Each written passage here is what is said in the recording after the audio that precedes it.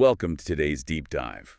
I'm your host, and I have to be honest with you, right out of the gate, when I first opened the file for today's session, I actually thought there was a glitch in the system. Yeah, I'm your expert today, and I have to agree, it does look a bit disjointed at first glance, doesn't it? Disjointed is putting it mildly. Yeah. I'm looking at this stack of sources you pulled, and it felt like someone had literally shuffled 3 different decks of cards together and just handed them to me. Right. It's a very eclectic mix. Very. I mean, on one screen, I'm reading a forensic accounting report about illiquidity in private credit markets. Mm-hmm. On the next, I've got a biology paper about giant spider neurons. And then right next to that is a bill for a lawyer charging $6,000 an hour. And a frankly depressing note about why my peanut butter cups are going to taste worse this year. It is a lot to take in all at once. It is. I was trying to find the thread, and I felt like I was losing my mind. You weren't losing your mind, you were seeing the chaos of the current moment. But here's the thing about that chaos. It isn't random. If you zoom out, way out, there is a very specific, very loud signal coming through all of that noise. Okay, so help me zoom out then. What in the world connects a spider's brain to a high-priced attorney and the declining quality of Valentine's Day candy? The theme is strain, structural strain. Strain. Right. Whether we are looking at the financial markets or the biological waste clearance systems in our brains or even the U.S. Navy's ability to build ships, the common thread running through the sources for today, February 19th, 2026, is that the old systems are cracking. The pipes are leaking. So the infrastructure, whether it's economic or biological or military, is just failing. It's straining under pressure. And our mission today is to talk about those leaks. But more importantly, we're here to talk about the patches. Because when systems strain, people get desperate for solutions. And that is where the new opportunities are emerging from the cracks. Give me a sense of the scope here. What kind of intelligence are we actually working with to figure this out? It's a fascinating mix of documents. We have Manal Mehta's market intelligence, which is this incredibly dense forensic look at what's happening right now in the plumbing of Wall Street. Okay. Then we have deep science academic papers on oncology and neuroscience, stuff that is genuinely rewriting the medical textbooks. Wow. And we pair that with global intelligence logs, summaries from the Wall Street Journal, the Financial Times, the New York Times, which give us the geopolitical context. So we are decoding the red signals flashing in the economy and trying to find the green shoots of science that might actually save us. Exactly. We need to decode the signal from the noise for you, the listener. All right, let's unpack this. And I really want to start with the money because there was a term in that market intelligence report that sounded absolutely terrifying. The illiquidity drip. Yeah, it sounds like a bad medical condition, doesn't it? Yeah, it does. But reading through the report, it sounds like it's going to hurt my wallet a lot more than my health. What exactly is the illiquidity drip? To understand this, we have to talk about private credit. This has been the absolute darling of Wall Street for the last few years. Right. I've heard this term thrown around. Basically, instead of traditional banks lending money to companies, these private funds do it. Correct. And for a long time, retail investors absolutely loved it because it offered high yields and what looked like incredibly steady returns. It felt safe. It felt very safe. It felt like a savings account on steroids. But the report says that safety might be a complete illusion. The flash red signal here, the inciting incident, involves a firm called Blue Owl Capital. Yes, specifically their retail debt fund, OBDC2, they have permanently frozen redemptions. Okay, stop right there. Permanently frozen redemptions. That sounds ominous, but translate that into plain English for me. Imagine you check into a really nice hotel. You have a great night's sleep. In the morning, you go down to the lobby to check out and get your deposit back. But the doors are welded shut. The manager says, sorry, you can't leave, and we can't give you your money. That is a nightmare scenario. That is exactly what is happening to retail investors in this fund. They poured money into these high-yield vehicles thinking it was a liquid asset, something they could just sell if they needed cash. But it's not. No, because the assets inside these funds, the actual loans to companies, are illiquid. You can't just sell a multi-million-dollar loan to a mid-sized software company on a Tuesday afternoon. There's no quick market for that. So when everyone gets spooked and rushes for the exit at the exact same time, the fund manager has to lock the doors. They have no choice.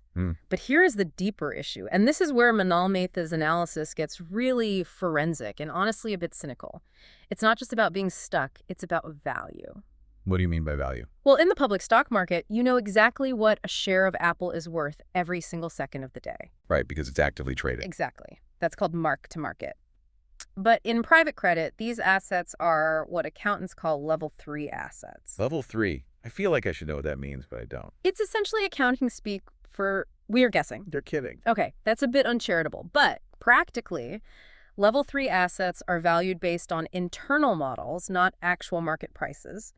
The fund managers decide what the loan is worth based on their own assumptions. Wait, they just mark their own homework? Essentially, yes. They use models that assume the borrower will pay them back, that interest rates will stabilize, that the economy will hold up. So they might look at a loan and say, this is worth 98 cents on the dollar. Okay. But the illiquidity drip is what happens when reality finally intrudes. If they actually had to sell that loan today to raise cash to pay back those retail investors, the open market might say, no, I'll only give you 80 cents. Oh, wow. So the frozen redemption isn't just a pause to process paperwork. It's a wall being built to hide the fact that the assets inside might be worth significantly less than the glossy brochure says. That is the big fear right now, and this single event sent tremors through the absolute giants of the industry. Ares, Apollo, KKR, Blackstone, all their stocks took a hit. Because the market realized, wait a minute, if Blue Owl can't pay out, who else is sitting on a massive pile of assets they can't sell? Precisely. It creates a massive crisis of confidence. The report notes that BlackRock has already proactively slashed values in its own private credit fund. They are acknowledging the reality of the strain. So what's the play here, according to the sources? The suggested trade, and remember, we are just reporting the intelligence here, not giving financial advice to the listener. The trade is to short the private credit general partners, the GPs, because the long-held narrative of perfectly stable returns is starting to crack. That is incredibly unsettling. It's like finding out the foundation of your house is made of sand right when the storm clouds roll in. It really is. And speaking of storms, or rather the lack of rain, we need to talk about the other red flag in this first section. Inflation. Yes, I was looking at the section on supply-side shocks, and honestly, I wanted to cry. Ground beef prices are up 17% year over year. It's what economists are calling the stubborn tail of inflation. And this is crucial to understand. We often hear about inflation being caused by the Fed printing too much money or consumers spending too much from stimulus checks. Right, demand-side stuff. Exactly. But this is entirely different. This is a structural supply problem. The report mentions the U.S. cattle herd is at a 75-year low. A 75-year low. That takes us back to what the Truman administration. Basically, yes. And here is where biology directly clashes with economics. You can print money out of thin air, but you cannot print a cow. Fair point. Think about the actual mechanics of the cattle cycle. If a rancher sees high prices and wants to expand their herd, they have to retain a heifer, a female cow, instead of sending her to the slaughterhouse. Okay, so they keep her to breed. Right. But if they keep her to breed, that means there's actually less meat on the market today. So the price goes up even higher in the short term.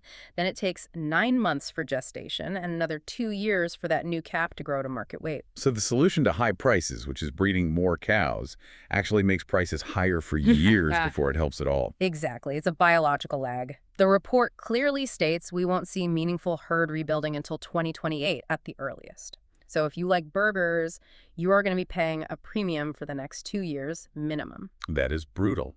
But it gets worse if you have a sweet tooth. Please do not tell me chocolate is broken too. I'm sorry to say chocolate is absolutely broken right now. Cocoa prices have doubled since 2022. It's a perfect storm of bad news. What's driving it? You have severe climate change causing massive droughts in West Africa, which is the absolute heart of global cocoa production. You have a virus literally called swollen shoot disease killing off the trees. And you have structural labor shortages and new tariff issues compounding it all. And this leads us to what I think is the most relatable, yet somehow dystopian part of the entire report. The chocolate conundrum. It's tragic, really. We're seeing it happen in real time with Hershey's. The report says Hershey's is quietly reformulating their products, and they are specifically looking at iconic items like Reese's Mini Hearts and peanut butter eggs. Which are objectively the best ones. The chocolate to peanut butter ratio is perfect. Right. But the intelligence logs indicate they are replacing real milk chocolate and real peanut butter with cheaper alternatives in those specific items. They're filling them with oils, starches, and artificial fillers to keep costs down. This is a classic example of what economists call skimpflation. It's a stealth tax on the consumer. Skimpflation. Yeah. They know if they raise the price to $5 for a Reese's cup, you just won't buy it. So they keep the price at $2.50, but they severely degrade the quality of the ingredients. That is sacrilege. You simply cannot take the peanut butter out of a peanut butter cup. They can, and they are. When you bite into that chocolate heart this year and it tastes a little waxy or less flavorful, that isn't your imagination playing tricks on you. That is the actual sound of the global supply chain straining. It's the economy gaslighting your taste buds saying, no, no, this is still chocolate. That is genuinely depressing. It is, and that's why the expert analysis in the stack suggests shorting consumer staples, companies like Hershey's or even meat producers like Tyson, because eventually the consumer catches on. Eventually you bite into it, say, this doesn't taste good anymore, and you stop buying it altogether. It's a structural deficit that they can't just market their way out of. So on one side, we have these massive financial firms locking the doors so retail investors can't get their money out. On the other side, we have candy companies taking the actual real ingredients out of our food. It really feels like everyday people are just getting squeezed from both ends. That is the exact theme of our next section, the hollowing out of the middle. And honestly, nowhere is this more apparent right now than in the world of professional services. Let's talk about the legal industry. I saw this statistic and I had to read it twice. Top lawyers are now actively charging between $3,000 and $6,000 per hour. Per hour. Yeah. That is up 16% from just last year. Who on earth is paying $6,000 an hour for a lawyer? Massive corporations that are facing a bet the company litigation.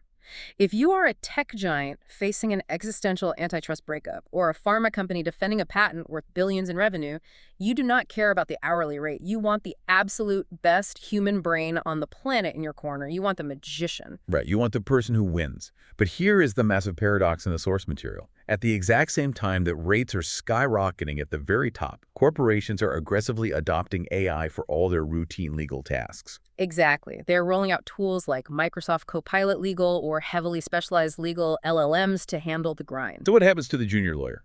The first-year associate who used to sit in a room and spend 80 hours a week reviewing standard contracts. Their job is simply evaporating. That foundational work is being commoditized overnight.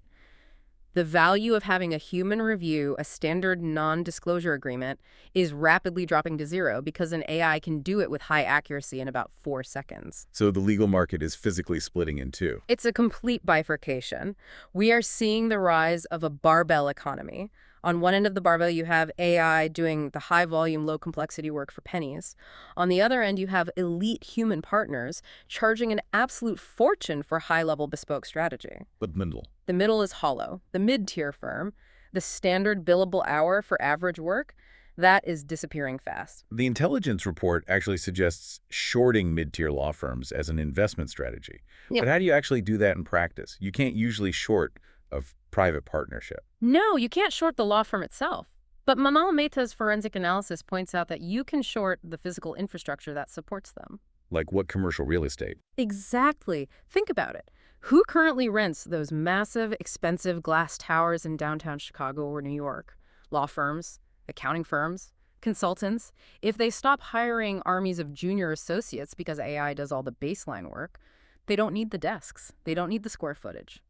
Wow, so you short the landlords. Yes, you short the real estate ecosystem that specifically relies on inefficient, high-volume human labor being housed in expensive city centers. If the traditional billable hour is dying, you definitely do not want to own the building where those hours used to be billed. It's fascinating and terrifying at the same time. And it's not just lawyers facing this brain drain.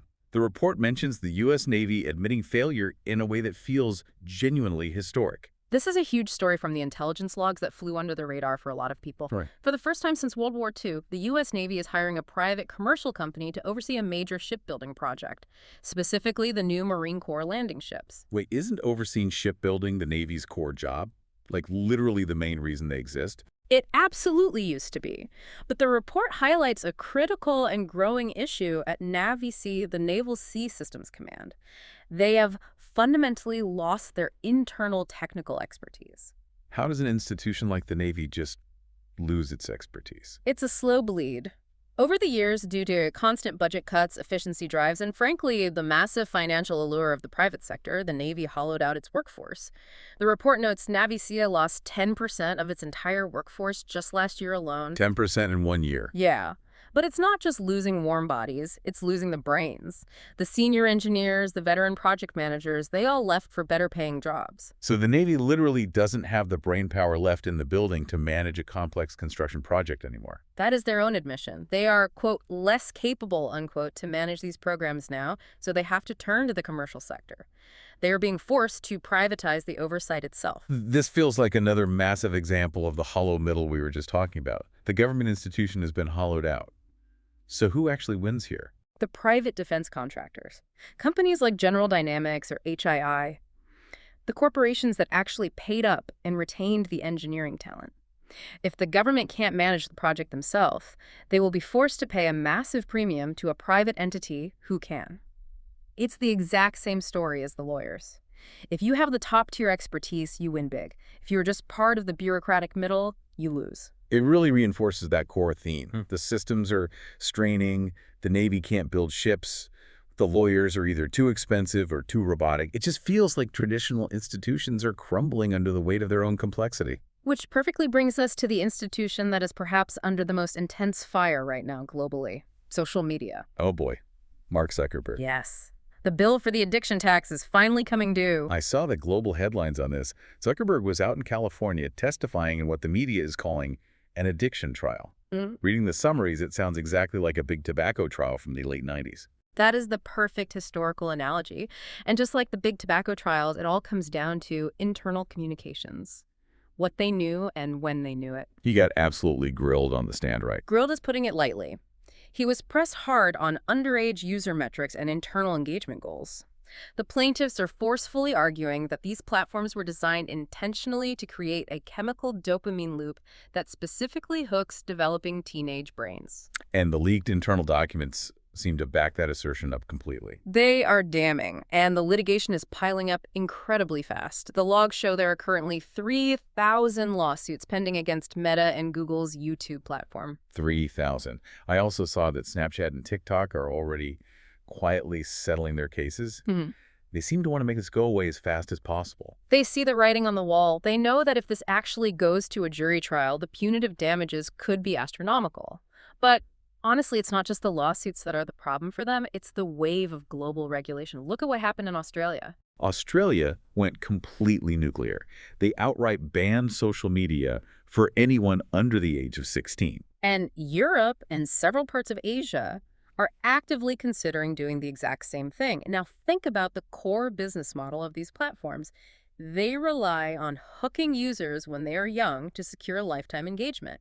If you legally cut off the pipeline of new users, the kidgers, you severely damage the long-term growth of the company. It's exactly like banning cigarette sales to teenagers. Eventually, your customer base ages out and dies. Exactly. That's why the market intelligence suggests shorting the social platforms that are heavily exposed to youth litigation, specifically Meta. But here's where the investment thesis gets really interesting. You go short on social media, but you go long on digital well-being. Companies that are trying to fix the mental health mess. Right. There's a specific startup mentioned in the grant logs called MySource Inc. They just received a major grant for longitudinal mental health monitoring. The thesis is that as social media is forced to retreat, or as parents get more desperate for solutions, tools that actually monitor and improve teen mental health will see a massive surge in adoption. So the West is busy suing its biggest tech companies and regulating them to protect the kids. But reading through the geopolitical section, I see a very different vibe coming out of India regarding technology. A completely different vibe. While we are in courtrooms debating safety and addiction, India is basically saying, let's make a deal. Prime Minister Narendra Modi just convened the India AI Impact Summit, and the guest list was insane. It was everyone who matters in tech, leaders from OpenAI, Anthropic, Google, and the financial numbers being thrown around are huge. $200 billion in expected investment. $200 billion, that is literally nation-building money. It is. But pay close attention to the specific strategy they are deploying. India isn't trying to build the next massive foundational LLM to compete with GPT-4 directly on theory. They aren't trying to out-research the scientists in San Francisco. They are positioning themselves entirely as the global deployment ground. What does that actually mean, practically speaking? It means they want to be the physical place where AI is applied to real-world business problems. We are seeing OpenAI actively collaborating with Tata Consulting Services. Anthropic is making a massive deal with Infosys.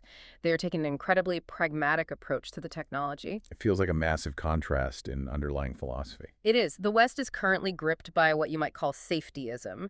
We were deeply worried about algorithmic bias, about social addiction, about the existential risk of AGI taking over. And frankly, those are very valid concerns. But India is practicing pure accelerationism. They are looking at their demographics and say, we have a massive young population and we need explosive economic growth. Give us the raw AI tools and we will figure out how to build the railroad tracks. It's like the difference between the guy carefully inventing the steam engine in a lab and the guy saying, I don't care how the thermodynamics work, just let me bolt it onto a train and go. Precisely. And in a global economy where the tech reckoning is severely slowing things down in the US and Europe via massive litigation, that pragmatic speed in India might actually win the race. The center of gravity for applied commercial AI might shift east very rapidly. Okay, I want to aggressively pivot here because we've talked a lot about the breakdown of massive systems in finance and society. But some of the most mind-blowing stuff in this stack is actually about the microscopic systems inside our own bodies. And I need you to explain giant spider neurons to me immediately. Yeah, I had a feeling that might catch your eye. This is straight from the frontier science section of the Intel. It sounds like the plot of a sci-fi horror movie, but it might legitimately be the key to finally curing Alzheimer's disease. Okay, I'm listening. But I have to say I'm highly skeptical. We, as a society, have heard about imminent cures for Alzheimer's for, what, 20 years now? You should be skeptical. The pharmaceutical industry has spent billions upon billions of dollars chasing the amyloid hypothesis. That's the idea that sticky plaque buildup in the brain causes the disease. But the reality is, drugs that successfully clear the plaque haven't really fixed the cognitive decline in the patients. So what does a giant spider have to tell us about human brain disease? Researchers were studying these giant spider neurons specifically to understand why they are so physically robust and long-lasting. And during this research, they discovered something incredible called the glial canal hypothesis. Break that down for me. Glial cells are basically the support staff in the brain, right? Right, they surround the neurons and keep them healthy. What researchers found in these spiders, and what they now strongly believe is conserved in human biology, is that myelin-forming cells create actual physical canals. Think of them as microscopic plumbing pipes running through the brain. Okay, plumbing pipes. They use a very specific water channel protein called aquaporin 4. This protein allows these support cells to create a pressurized canal that projects right down into the inner space of the neuron and literally sucks the metabolic waste out. Wow, so it's a biological vacuum cleaner system. Exactly. It's a hydraulic waste removal system operating at the cellular level. But here is the massive aha moment for neurodegeneration. When these canals swell up due to injury, or when the aquaporin 4 protein fails, the waste stops being cleared and it just accumulates inside the cell. And that accumulated waste looks exactly like the plaque. Exactly. The researchers are fundamentally suggesting that the amyloid plaque isn't the cause of the fire, it's just the pile of trash that accumulated because the cellular garbage truck broke down. That is a massive paradigm shift in thinking. So instead of spending billions trying to invent a chemical to dissolve the trash, we should be focused entirely on fixing the truck. Yes. If you can keep the aquaporin 4 canals open and functioning, if you can fix the plumbing, you might be able to prevent the disease entirely. The toxic plaque would never get the chance to build up in the first place. That is absolutely incredible. Is anyone actually working on commercializing this right now? Yes, there's a biotech company mentioned in the private venture radar section called Advantage Therapeutics. They just received a significant grant to develop a disease-modifying Alzheimer's drug called 8004. And they are specifically targeting this mechanical clearance mechanism. Calling the plumber instead of the demolition crew. In a manner of speaking, yes. It's a totally different modality. And that specific word modality is key to understanding frontier science right now. We are rapidly moving from blunt force medicine to highly mechanistic precision medicine. Speaking of precise mechanisms, there was another deep science paper on oncology that really caught my eye.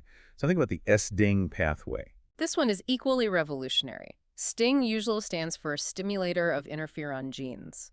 In the medical world, it's very famous for being a core part of the innate immune system. It basically acts as an alarm bell that screams for help when it detects a virus invading a cell. Okay, so it's the cellular security guard. Right. But this brand new research shows that in the gut, specifically in intestinal cells, STING actually has a day job. It actively controls DNA repair.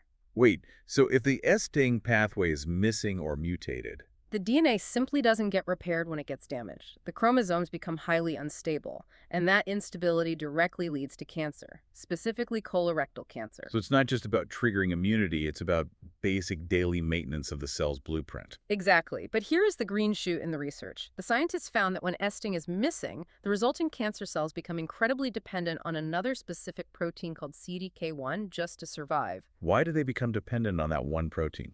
Think of the cell's stability like a stool with two legs. A normal, healthy cell has both esting and CDK1 to keep it balanced and stable. If you genetically knock out esting, the cancer cell is suddenly balancing all its weight on just one leg, the CDK1 protein. Oh, I see exactly where this is going. Right. If you hit that specific cancer cell with a targeted CDK1 inhibitor, if you kick out the last remaining leg, the cell completely collapses and dies. But what happens to the normal healthy cells around it? They still have their S-sting pathway intact. They still have the other leg of the stool, so they might wobble a bit from the drug, but they don't fall over and die. That is the literal definition of precision medicine. You aren't just carpet bombing the whole body with toxic chemotherapy and hoping the cancer dies before the patient does.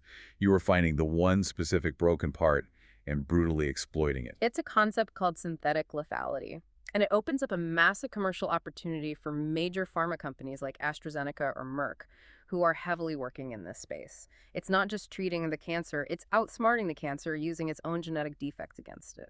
I love that concept. It feels like we are finally moving away from the dark ages of throw everything at the wall medicine. We truly are. And speaking of crazy specific approaches, did you happen to read the proposal for what they called killer experiments in the stack? What if section? Yes, I did. The one about epigenetics in AI honestly blew my mind. This is exactly where advanced tech meets pure biology. The core idea is to use artificial intelligence to deeply analyze the epigenetic landscape of severe lung cancer. And epigenetics means how the genes are physically switched on or off right. Not the DNA code itself, but the switches. Exactly right. Imagine a cancer cell that has successfully learned to completely ignore chemotherapy. It's essentially wearing armor.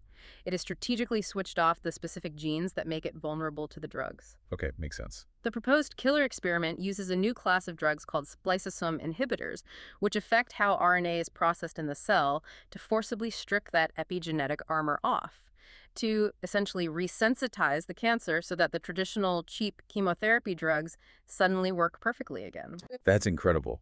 It's like a hacker getting into the cancer's operating system and manually turning off its firewall defenses. That is exactly what it is. And it strictly requires AI because the genomic data is overwhelmingly complex. You couldn't ever do this with a spreadsheet or traditional human analysis. You need a massive neural network to find the exact hidden pattern of which genetic switches to toggle. There was one more experiment in that section that I thought was just wild, the one connecting epilepsy and sleep. Yes. This one brilliantly connects the dots between severe physical seizures and, of all things, dreaming. Dreaming. How does that work? Specifically REM sleep. We know observationally that people with severe forms of epilepsy like Dravet syndrome often suffer from terrible long-term cognitive decline. This proposal suggests it's not just the seizures causing the brain damage, it's because the seizures are constantly disrupting the cholinergic PTN, which is a tiny specific part of the brainstem directly involved in initiating REM sleep. So because of the seizures, they aren't ever getting the deep restorative sleep their brain desperately needs. Right. Their brain never gets the chance to clean house and consolidate memories during the night. So the experiment proposes using deep brain stimulation, literally surgically putting a tiny electrode deep in the brain to softly zap that specific spot and artificially force the sleep cycle to normalize. It sounds like pure science fiction, controlling someone's dreams with an electrode to fix epilepsy. It does sound crazy, but if it actually works in human trials, it's easily a $10 billion opportunity for medical device companies. It's fixing the machine while the engine is actively running. Okay, we've covered a ton of heavy stuff today. Finance law, military failure, brain surgery. Let's shift gears and talk about the cool stuff. The alpha section of the report. The niche innovations and startups that are completely flying under the radar. I really love this section. It's always where you find the seeds of the next big technological leap before the mainstream media catches on. I want to start with a company called Zynar. The report simply pitched them as GPS for robots. This tech is brilliant in its simplicity. Think about a massive modern facility. An Amazon warehouse, or a fully automated car factory. It's full of robots constantly moving pallets around. But traditional GPS, the satellites up in space, doesn't work indoors. The signal simply can't penetrate a concrete and steel roof. So how do the robots currently know where they are going without crashing? Right now, they rely on expensive arrays of cameras and LiDAR lasers, but it's incredibly expensive to install and very heavy on processing power. What Xanar does is use the existing Wi-Fi and 5G signals that are already bouncing around the building to create a totally new positioning system that is remarkably accurate down to the centimeter. Wait, just using the regular Wi-Fi that's already installed in the building. Exactly. Its software mathematically analyzes how the radio signal bounces off walls and objects to triangulate the exact position of the receiver. And the report says their valuation is rapidly hitting $1 billion. It is. Because every single automated warehouse, every robotic Tesla factory, every underground defense bunker desperately needs this tech. It's critical, unseen infrastructure for the coming automation age. If you want robots to work safely indoors, you basically need Xanar. Then there is a company called Omnipresent Robot Tech, which I have to say sounds exactly like the name of the evil corporation in a sci-fi movie. Yeah, the branding is a bit intense, I'll give you that. But the actual technology is highly benevolent. They use advanced AI to accurately anticipate bird strikes on commercial airplanes. Bird strikes are still a massive problem, right? They- I mean, everyone remembers the miracle on the Hudson. Massive. They cost the global airline industry hundreds of millions in physical damages every year, and as we know, they can be deadly. Omnipresent claims their system can anticipate up to 90% of them before they happen. They actually just showcased this tech at that India AI summit we talked about earlier. How do they do it? Do they have some kind of special radar just for birds? No, they use existing camera feeds combined with computer vision and predictive AI models to analyze bird flock patterns near runway flight paths. So the plane or the air traffic control tower knows the birds are going to cross the runway before the pilot ever even sees them. It's predictive safety rather than reactive safety. That is super smart. I also really loved reading about Little Room Innovations. They make body-powered prosthetics. This is such a great example of what I call low-tech innovation. Not every single problem needs a microchip to solve it. We've seen all these viral videos of fancy bionic arms that cost $50,000 and need charging every single night. Right, and they look cool, but they seem fragile. Very fragile. Little Room is designing physical prosthetics with significantly better grasping capabilities using just human body mechanics. Huh. Cables, tension, and leverage. It's lighter, it's far more reliable in harsh conditions, and it's infinitely cheaper to produce. It gives the user more actual physical control without ever needing to worry about a dead battery. Sometimes the simplest mechanical solution really is the best one. And finally, in this section, we have Cellpodium. They do VR training specifically for hazmat teams. That makes so much intuitive sense.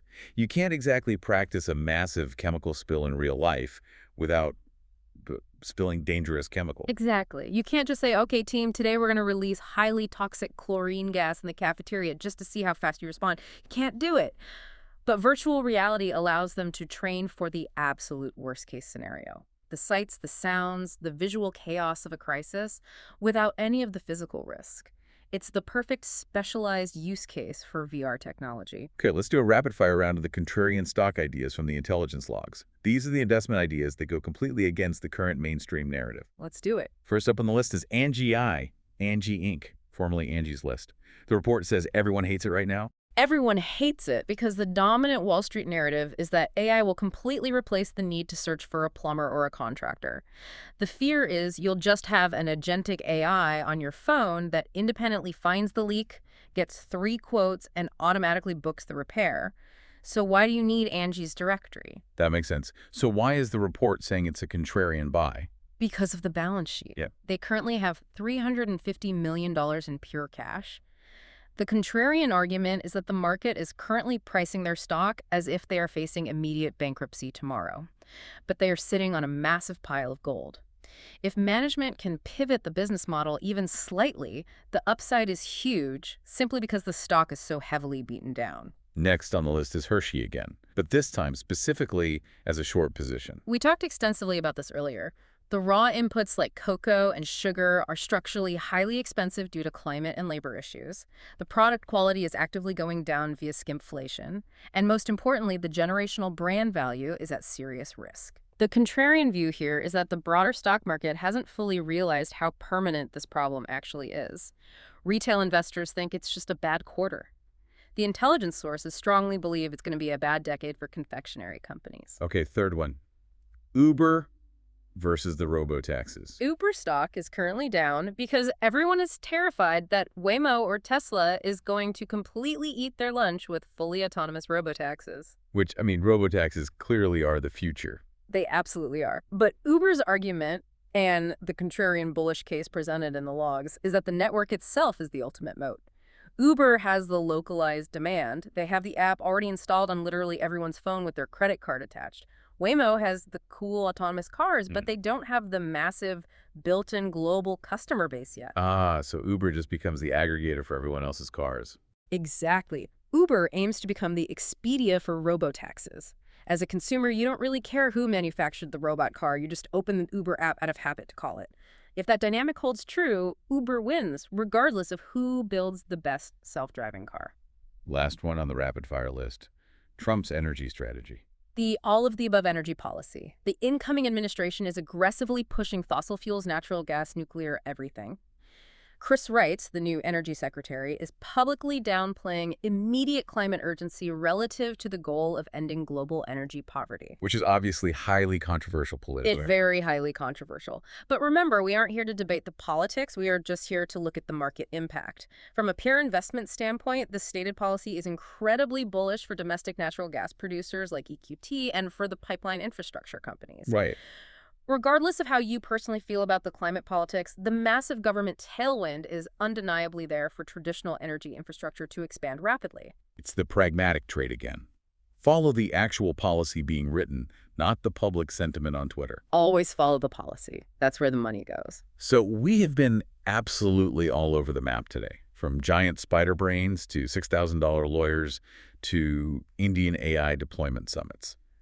What does it all mean when you put it together? How do we synthesize this massive stack for the listener? If I had to summarize everything we talked about today in one single sentence, it would be this. The old plumbing is fundamentally broken, and everyone is desperately scrambling to build new pipes. The old plumbing being? The old naval yards that simply can't build ships anymore. The old law firm model that charges exorbitant fees for time instead of actual value. The old global supply chains that can't reliably get us cheap beef and real chocolate anymore. And the new pipes are the patches. Yes. The private defense contractors stepping in. The AI legal assistants doing the grunt work. The biological aquaporin canals clearing out the brain. We are right in the middle of a massive global transition period. The legacy systems are straining and failing, and frankly, that is scary. It causes inflation, it causes deep economic uncertainty, but it also forcefully drives innovation. It forces the U.S. Navy to finally hire a private company to get things moving. It forces the medical field to look beyond amyloid plaques and find the Esteen pathway. Exactly. The structural cracks are what finally let the light in.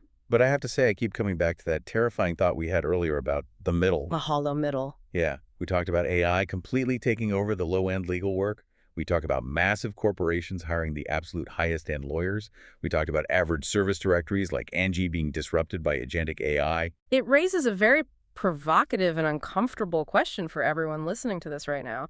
The global economy is rapidly shaping up to look exactly like a barbell, massive heavyweight at the very bottom, cheap, fully automated AI-driven services, and massive weight at the very top, highly bespoke, human-led, expensive luxury goods and expert strategy. And the bar connecting them in the middle. The bar in the middle is snapping in half. If AI completely commoditizes the bottom, the basic tasks, the routine document review, the scheduling, and elite humans charge an extreme premium for the absolute top-tier expertise.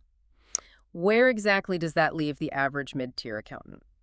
Or the average copywriter? Or the average middle management bureaucrat? Are we seriously heading for a world where you either get a cheap robot or you hire a millionaire with literally nothing available in between? That is the specific structural strain that worries me the most out of everything in today's intelligence stack. It's not just about paying more for a chocolate bar, it's about the fundamental structure of the working economy. If you are currently gripping that middle bar, if your entire professional value proposition is, I do average work for an average price, you are standing directly in the blast zone of this transition. Wow, that is a incredibly heavy thought to end on. It is heavy, but I also think it's a necessary call to action. How so? What can people actually do? Don't stay in the middle. Huh. Easier said than done, right? True, it takes work. But look closely at the underlying plumbing of your own specific industry. What tasks are clogging up the system? What routine work is obviously about to be automated away? And ask yourself, where can you be the spider neuron? Right. Where can you be the one building the new canal, the new solution, rather than just being a passive part of the old clogged legacy system? That is the ultimate takeaway. Don't be the clog. Be the spider. Be the spider. Build the new canal. Or at the very least, figure out how to stop charging by the hour for basic work a robot is going to do for free next year. Words to live by. Thank you so much for guiding us through this absolute chaos today. It was a wild stack, but it was a pleasure to unpack it. And to you listening out there, good luck with the plumbing in your own industry. We will see you on the next deep dive.